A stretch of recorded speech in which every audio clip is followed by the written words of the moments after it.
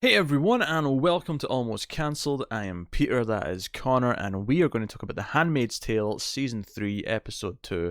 It's called Mary and Martha. So, full spoilers for the episode, as always. Also, why did you say that name? I'm sorry, I couldn't resist. Alright, set my system, no more Martha jokes. That stands for the whole season. Oh, I'm not promising that. No, you get one. You get one per season. Oh no, my favourite one was Gail Simone's on Twitter about Godzilla. Mothra? Why did you say that? Anyway, so yeah, Handmaid's Tale, episode 2. So we're in a new household, Lawrence's household. Yep. And this episode, in a lot of ways, I thought was kind of. He's still kind of a mystery in that while he is an ally to a point, he's also got a really weird temperament and has a really weird attitude towards, well, everything. Yes, he's a bit of an oddball. He's an oddball. But I think from June's perspective, it's very much about kind of realizing what she's willing to do and what she's capable of. And obviously, she has a reason not to necessarily be totally scared of the new commander because of, him helping her. As she points out at one point, she says, "You help me." Like she does, like when because basically she goes out the kitchen. There's a Martha, yeah, there's an extra Martha there who's not meant to be there, and they're going to smuggle her out because it's the Martha, because we learned about the Martha network right last season, and that's what's happening here. And he's like, "I'll get that woman out of my house, but go away." And June goes and talks to him, and she's kind of like confidently to convince him, and and when she comes back, and the other Martha's like, how did what did you do? It's like, well, I convinced them. And she's like, must have been a hell of a blowjob. Not, like, and she admits later she was kind of cracking a joke, but it's this idea that, like, no, she was willing to go and actually try and talk it out with him. Like, she believes she can actually do that now. Yes. There's even a point in this episode where it's her actually running out to help them, but he says close the door. He's in his study, and obviously I'm like, okay, the study was a big thing in the other house where it was like kind of the domain, The sacred space. yeah. And I almost thought she was going to turn around and like open the doors again and be like, "Oh no, we're going to talk." Like, put her foot down and say, "We're doing this." I almost thought she was going to close it from the inside. Oh yeah, I can see that. Yeah, we're going to have a chat, but the episode was very much like her getting a different outlook on things because she dresses up as a Martha to help to give them like a third person when they go out to try and smuggle this Martha to this van that's waiting in a warehouse. Yeah, she just wants to see how it works for herself. And they go through this part of town where the handmaids aren't allowed to go because of all the chemicals, because they're worried that that'll cause infertility, and so this is all from a mythology point of view. Okay, little extra mythology here, which is nice. We always like getting a slice of that. But ultimately, when the Martha returns and she's got this other Martha who was helping her that we hadn't met yet, but she's been shot. She's been shot by one of the seers, and they've got her and they get her out of the basement, and Lawrence is like, "Wait, what's going on here? What's happening?" Well, she's hurt. She came back, but it's not her that's hurt. It's someone else that's hurt. And he's just like, deal with it. But then Just get her out. But then the overseers show up at the door and it's like, oh shit, okay, we have to deal with this. So we get some tense stuff with them hiding downstairs and like try to keep her quiet. Yeah, that was probably the best stuff in the episode, was the guardians shining the lights through the window, and June dragging her down, trying to cover her mouth to be quiet. Yeah, what I liked about this, because the woman unfortunately dies, and it's kind of this sad thing where ultimately, and she says that the Martha who was trying to escape because she was a chemist. I actually really liked early on. There was a Breaking Bad reference of all things. That was, yeah. Where she mentions that she was a chemistry teacher in high school, because they're saying, "Oh, June, why are you so good at this? Like, were you in the military or something before this?" Is it were you? It's like, no, I was a chemistry high teacher, and she calls her Breaking Bad after that. And I thought, oh, it's a neat reference, I suppose, because she is now helping make bombs when before she was just a teacher. Yeah. So it's a fairly decent reference, but I'm like, okay, I guess Breaking Bad existed before everything went to shit. Yeah, I mean, we know it didn't go to shit until like 2018 or 20 anyway, right? It was something like that because we saw some flashbacks. So sure, why not? Yeah, that makes sense. Because the reference Friends last season, so I mean, yeah, this was it stuck out more though, didn't it? Because it was much more recent. Yeah. It was much more a contemporary reference. But what I loved about this is that the woman dies, and sure, Lawrence is a bit of a dick here because he's like, all right, you clean it up, and he's like, oh, did I make a mistake? Bringing you in, kind of thing.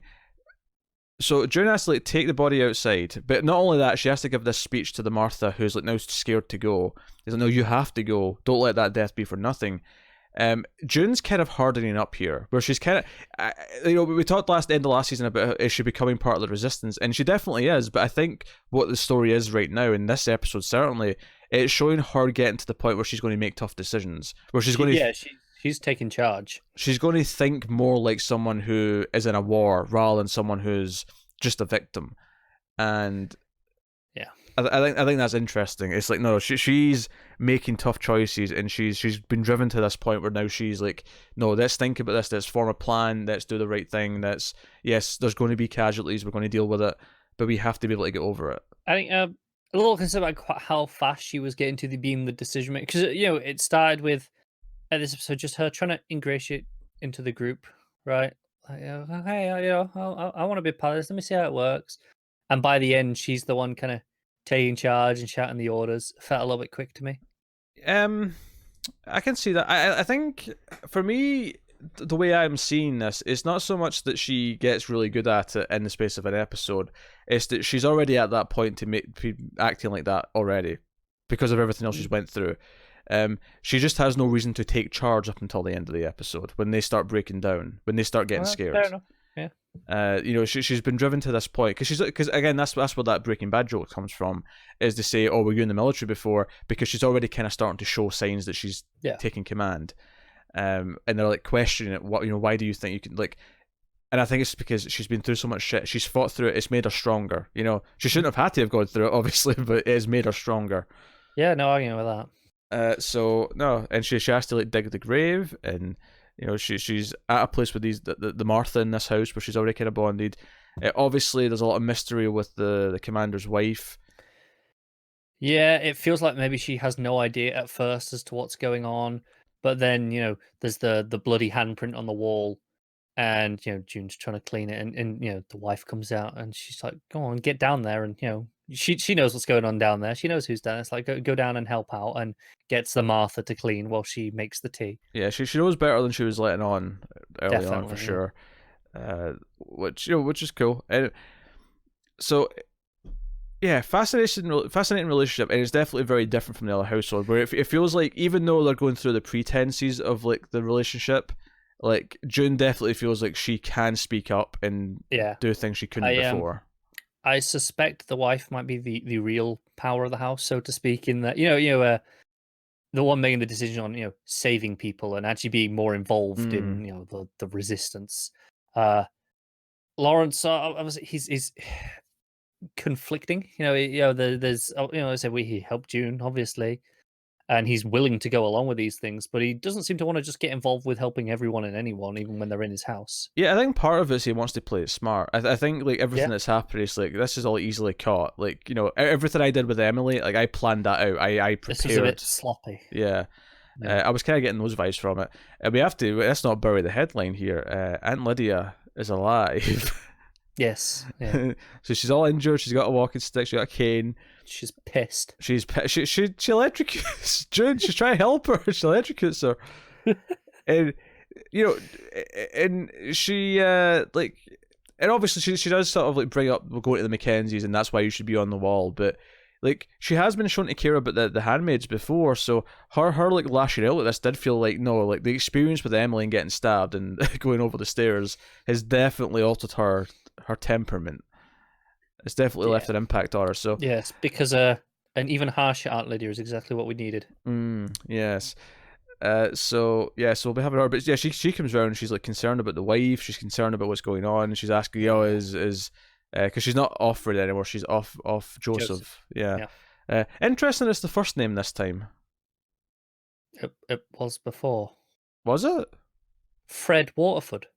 That was his first name. I always assumed it was Offred because the last part of his surname was, Waterford, Fred. They shortened it.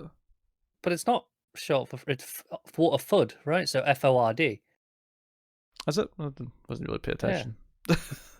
No, that's why it's always off Joseph and off Glenn, and Yeah, they're always first names. Glenn could be a last name. I mean, maybe in your neck of the woods, but I'll admit it's very Scottish sounding, but yeah, Glenn can be a last name. yeah. What are you talking But I mean, about? Scott Glenn the astronaut. Come on now. look, I know. I'm just saying it is typically it's a first. I mean, I can't talk. I have two first names, uh, but it's always been the first names. Yeah, I mean, I have two first names as well. I can't really make fun of you there, but still. Yeah. Fair enough. Fair enough. I genuinely thought it was just the last part of his surname, and they just shortened it. 2 full seasons, and he's only just got there, folks. How oh come on, how often did someone actually just call him Fred?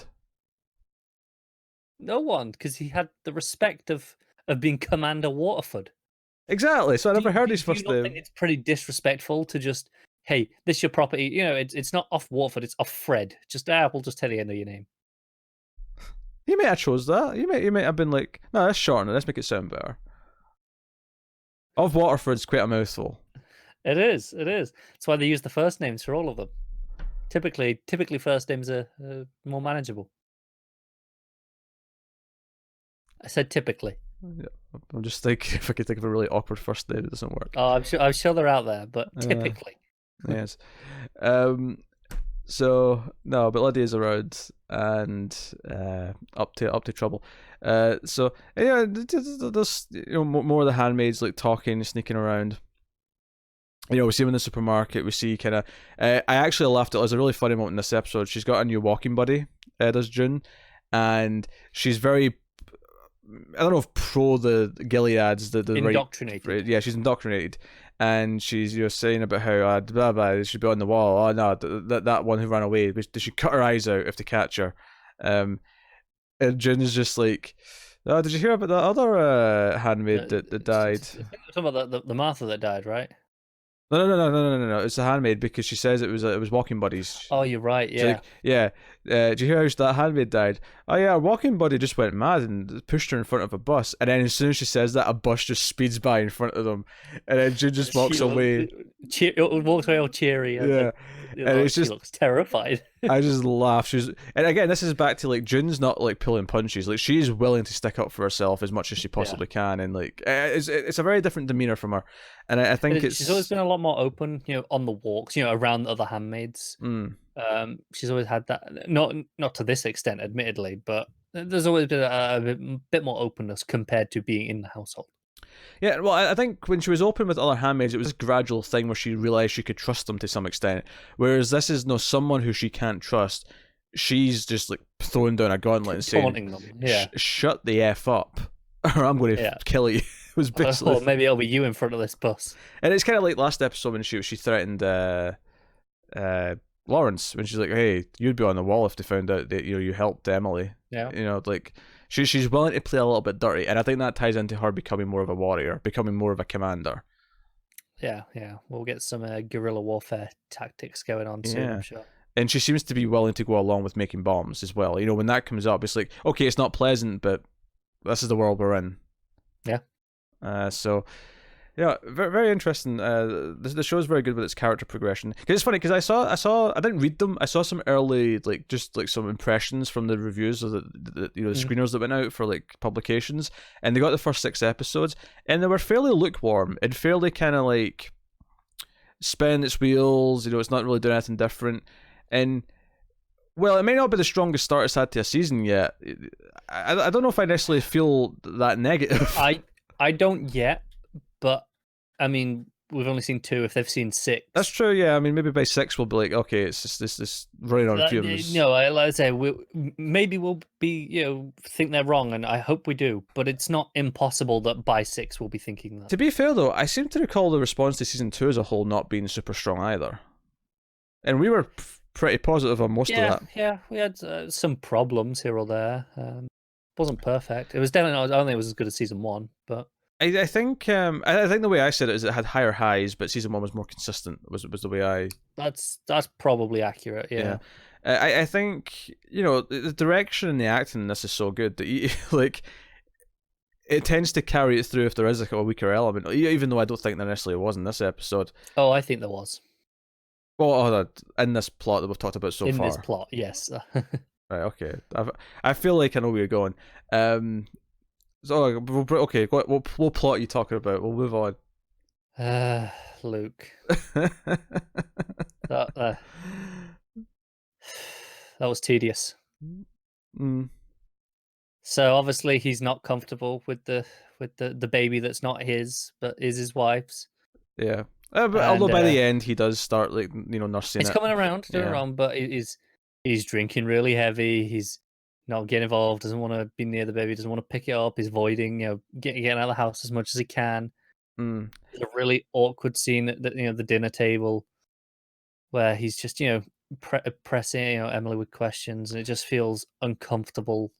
Yeah. I did kind of like the one idea there that he felt weird about her not immediately phoning her wife because he worries that if June got over the border that she wouldn't immediately come to him, I like kind of that thing. was what it was about. Yeah. I don't think it was portrayed. I didn't get that that's what it was until Moira started just going, "Hey, don't worry, that's just what he's thinking." Because I didn't get that from the scene until she told us. No, I agree. I like that's what the reason was though. Yeah, it's a perfectly good reason, but I don't know. Watching these scenes itself found a bit tedious. Because to its credit, I thought it was actually quite subtle with the baby stuff. Like it never became this big dramatic thing where like, there wasn't like all these weird shots of him and the baby where he's like staring at it and being all like No, and there wasn't like no, these big just fights about it. It was just kind of like it it was was just him there. drinking and being awkward. Yeah, I felt the drinking was less to do with the baby though, and more to do with the other stuff. I don't know because like when we first see him drinking, he's having a beer, right, and then he's still drinking the beer when he's like, she's like, hey, don't you want to pick up the baby? He's like, no, I'm gonna go out and get these papers, and he's picking up another one. The reason And why I say I think it's not specifically the baby, I mean it's probably adding to it, admittedly, but it's because that's not what the episode makes the dramatic points with. The episode makes the dramatic points with everything else. So I associated these drinking with that because he was very drunk and continuing to get drunk in that scene.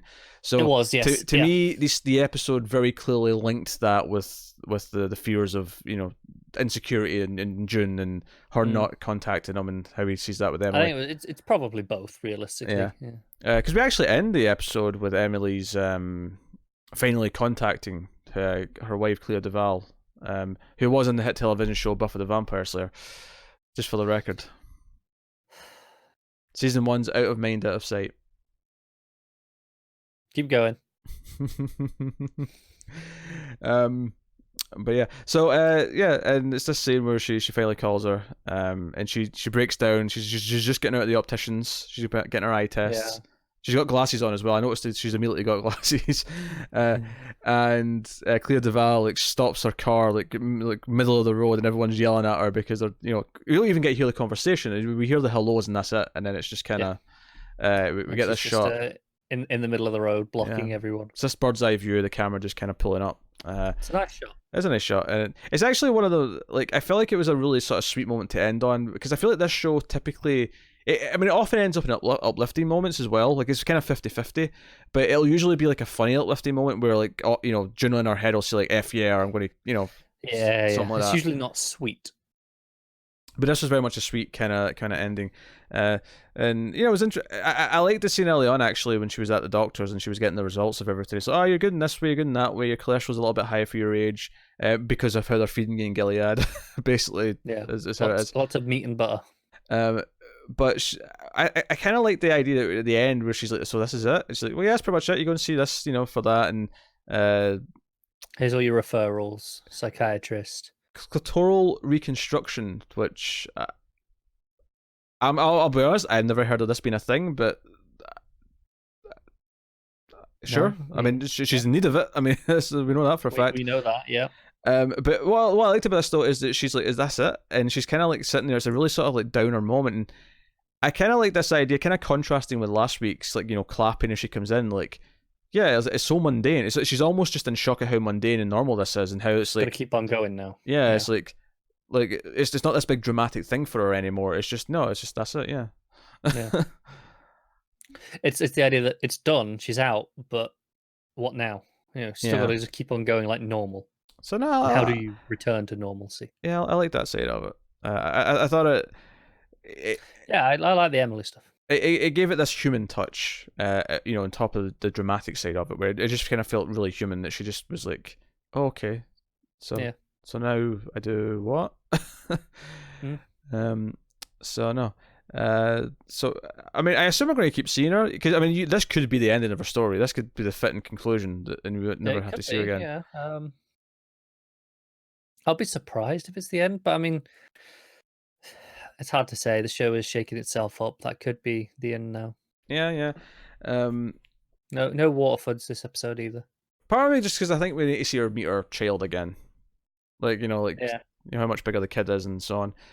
I mean, we didn't get any Waterfords this episode, but I do expect to see them still. Like, I think I do as well. they're off for an episode or two, maybe. I mean, hell, maybe they'll be off till halfway through the season, but Yeah, I think we can get. We've got a big Serena episode coming up. I'm sure. probably, yeah. It may even be episode 3. We'll find out next time. That will be. Yeah. But no, I mean, I like this episode. I think, I think the weird thing, because it's shaking up the status quo so much, is that the intense drama that was there through almost all of season 1 and 2 is kind of like been turned down a little bit because we're not in that situation anymore. Yeah, it's almost like a repilot in the sense of it's kind of okay. Here's the show now. Yeah, yeah. And it is good. It is, and I'm looking forward to see what they do with it. But it's not reached the same heights of the earlier stuff because it's not quite got the It's constant. gonna take a while to build back up to that. I think so, yeah. Because I think what's impressive about the show at the start of the show is that it was able to hit the ground running with that stuff. It felt that way from episode 1, and it never let up. And now, because it's shaking things up, we have to do different things. What it's doing is actually pretty solid, but it just doesn't have that same kind of like soul crushing, like tense, Dread. yeah, the dread. It's different.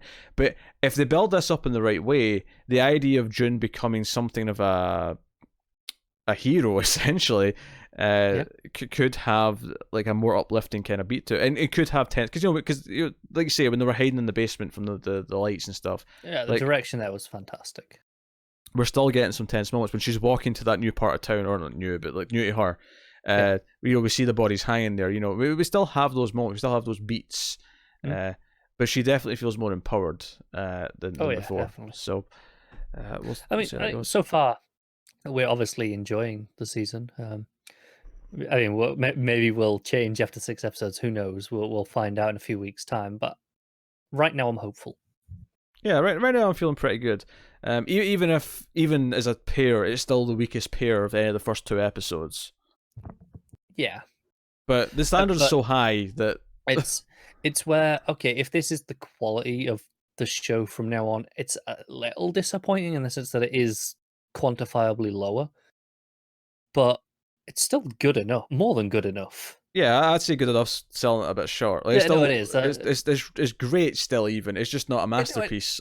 Yeah, exactly. So by its own standards, it's weaker, sure, but it's still very, very good TV. Yeah. So now we'll see how things goes, and I think thematically as well. The idea of we talked about this last episode with June and Serena, but the idea that June's now kind of part of the network, and it's the idea of all these women helping each other and finding strength in each other. I feel like that's going to be a big thing this season.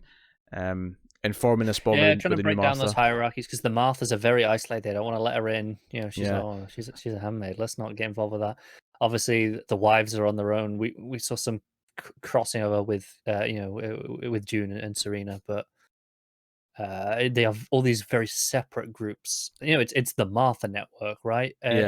But this is the thing, though, is that like we said last week, if a handmaid and a commander's wife can break that barrier, and then if we can break the barrier with the handmaid, if because there's like 3 main groups in Gilead, right? There's more. There's people at the colonies, and there's whatever, but there's the 3 main groups that we deal with on a regular basis. If they can actually stop being separate entities and work together.